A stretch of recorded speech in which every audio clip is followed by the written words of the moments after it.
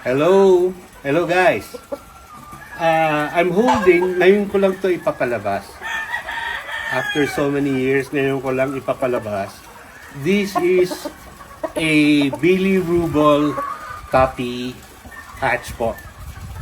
Billy Rubol Tuppy hatch. Tingnan niyo po yung kanyang hair dito. Tuppy. Yan.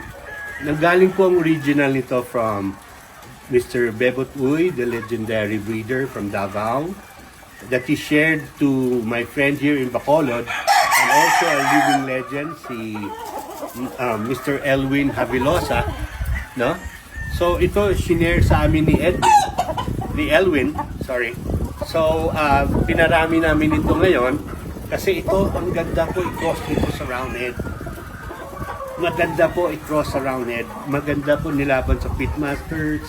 Ang daming beses na may tatalo naman. Wala naman kami sinasabi na walang talo. Kaya lang lamang lang po ang mga panalo sa talo.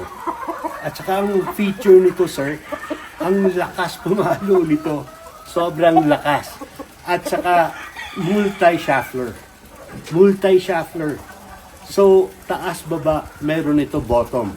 So, this is good to cross with the light blood, like sweaters, or roundheads, or kelsos. No, usually the American breeders, they love to breed patches to kelsos. So, ito po is a Billy Rubol Tuppy hatch from Boy J. Lunao Game Farm.